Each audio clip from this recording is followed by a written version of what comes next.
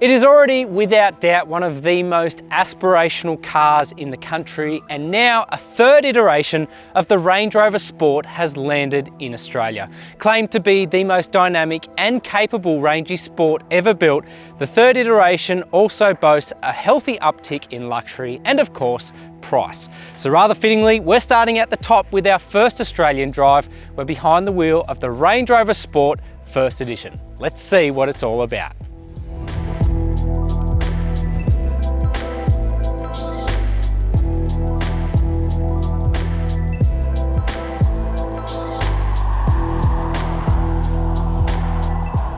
The Range Rover Sport has become a sales darling in its own right since launching as a sporty supplement to the more conventional Range Rover SUV in 2005, with well over 1 million examples sold since.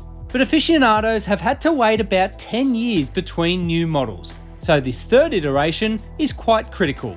Key to the new model are several new powertrains, including a 375 kilowatt plug-in hybrid version, plus a new interior, slightly larger proportions, and of course, the latest safety and tech.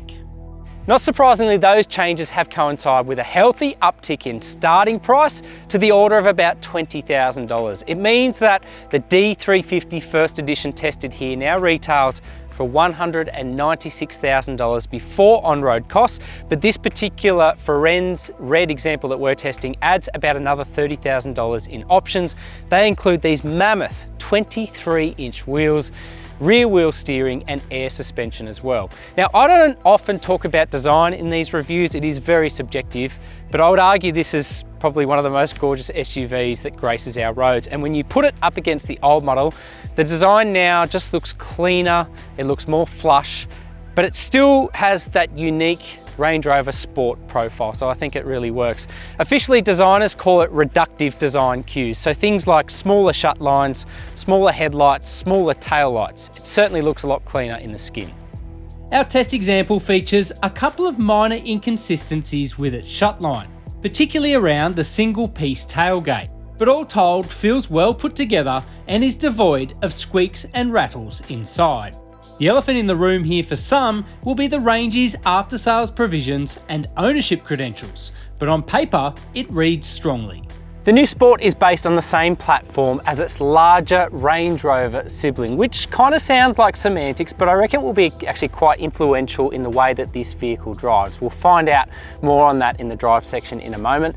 But there's also a new family of Ingenium inline 6-cylinder engines, and that includes the D350 twin-turbo 3-litre diesel that's driven here. It outputs 258 kilowatts and 700 Newton meters, and it shuffles drive via an 8-speed automatic transmission. Now, 0 to 100 officially takes just 5.9 seconds, which is quite an incredible feat considering the weight of this thing. You've also got quite a commendable average fuel efficiency claim as well, so we'll see how that transpires on the road. Now, although many owners aren't going to take these vehicles off-road, the truth is this is claimed to be the most capable Range Rover Sport in history. And it certainly reads quite strongly. 900mm water weighting depth, a new terrain response suite 2, and also an adaptive cruise control off-road function. It looks pretty cool on paper. Comparisons with the larger Range Rover continue inside, with the Sport employing the same 13.1-inch centre floating display and the same basic centre fascia and layout. I have to say again, sounds like I'm drinking the Kool-Aid here, but it is one of the nicest designed and executed SUV interiors that I can remember. Beautiful material treatments, nice tactile surfaces, and quite a clean interface as well. Speaking of the screens, I also like the way that Range Rover has integrated them as floating displays without looking like they've just been sort of stuck in place. Everything has been thoughtfully thought out and executed. Now, one big gripe of mine with a lot of new cars is a lack of traditional dials and switchgear, but thankfully this still has a helpful array of them as well. Basic controls, which mean you don't have to dig through screen submenus to be able to find basic functions, including recirculated air. Range Rover's also found a nice little place here for a wireless phone charger. Above all else, though, this interior is luxurious and it is cosseting. It's a really nice place to spend time, and it feels really insulated from the outside elements. It's also super comfortable with nice, broad, comfortable front seats and plenty of vision to the front and the rear. The infotainment system incorporates the latest Pivi Pro version of Land Rover's infotainment software, and I have to say it works quite well. I know from the global launch there were a few little bugs that needed to be ironed out, but we're about 250 kilometers into this drive experience with this new model, and it's been quite good. The screen reacts really nicely to commands. It integrates wireless Apple CarPlay and Android Auto really seamlessly, even making a separate icon here, which means you can shortcut between traditional menus in the car and the Apple CarPlay menus. The entire system works really well, and it's augmented by a lot of touch buttons here on the steering wheel and really nicely matched to the driver instrument cluster. It just means that on the road there's minimal distraction and all the functions are really easy to access. The other really noteworthy feature with this car is its sound system. It's a 19-speaker Meridian audio system that is one of the best that I've listened to in memory.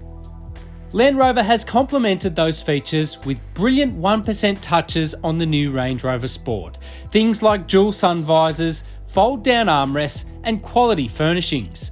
It all conspires to create a sumptuous cabin environment, yet one that isn't short on storage or space. The Rangey ticks all of our infotainment boxes as standard, as well as offering excellent clarity and vision with its cameras.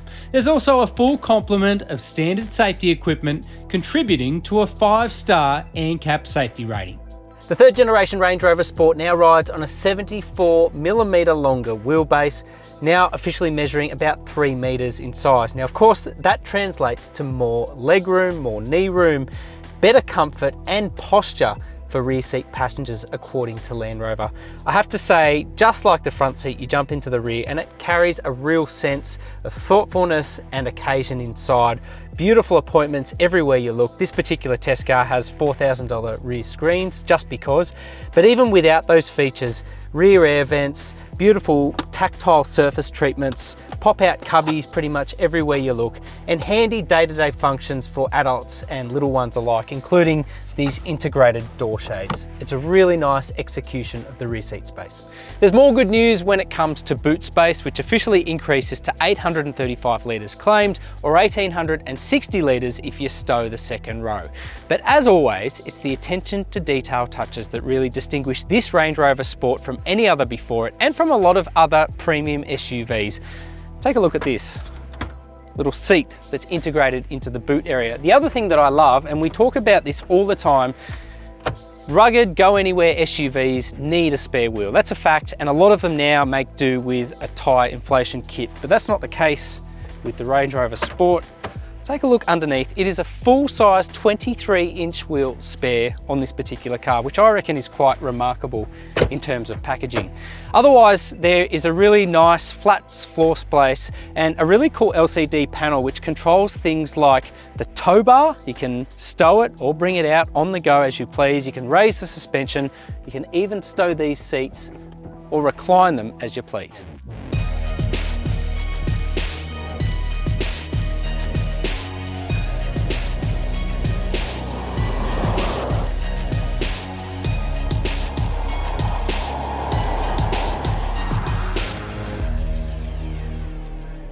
Well, it might be the Range Rover Sport by name, but I have to tell you, behind the wheel, this is absolute luxury by nature.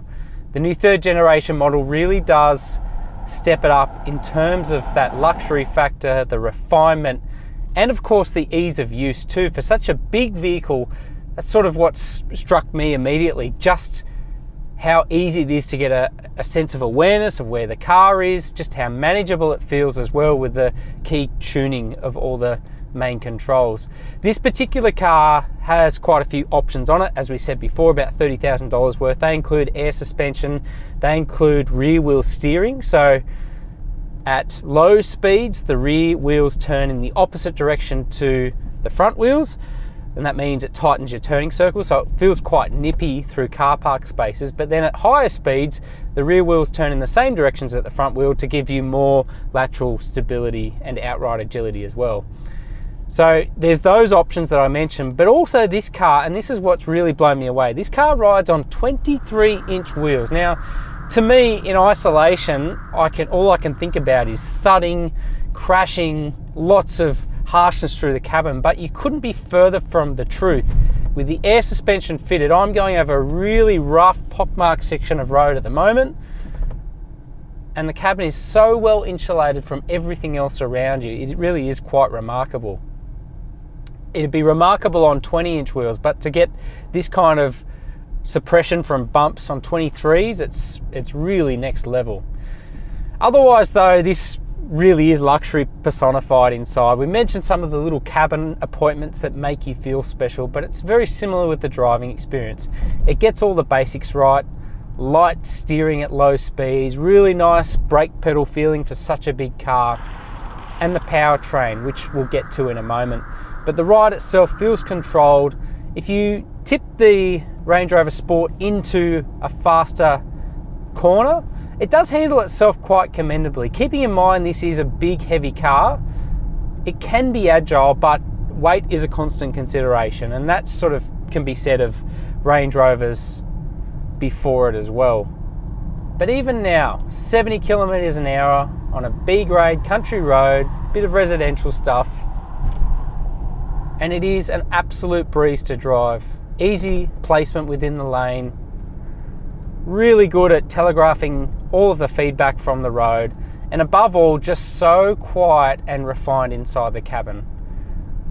If you bought a car purely on the way it made you feel, well, I think nearly everyone would be lining up at Range Rover dealerships, because this does make you feel special, and it's almost empowering being behind the wheel, just the sum of all of its parts and everything that it does well.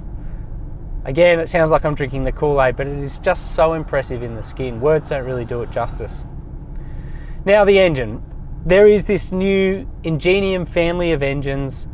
On paper, they look and sound great, but in reality, what are they like? Well, you could easily mistake this diesel Ingenium twin turbo 6-cylinder as a petrol motor, because it is so refined, it is devoid of that typical clatter that you get from diesels, and it actually makes a really nice soundtrack. Albeit a synthesized one, you can feel a little bit of sound coming in through the cabin, but particularly if I turn this corner here and if I ratchet it up to the sportiest drive setting,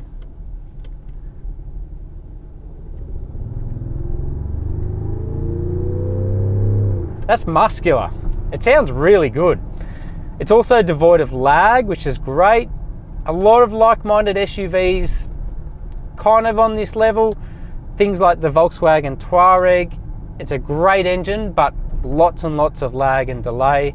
You're not getting that with the new Range Rover Sport, particularly with this diesel Ingenium 6-cylinder. But pickup is really nice, and the corresponding automatic gearbox does a really good job of kicking down gears as it needs to, or pushing for efficiency. It's a really nice drivetrain pairing for around town stuff. Without that hesitation, it just is nice, seamless progress in all situations, but it's a great accomplice on the open road as well. You're just ticking along barely at idle speed on the highway, and in sporty situations alike.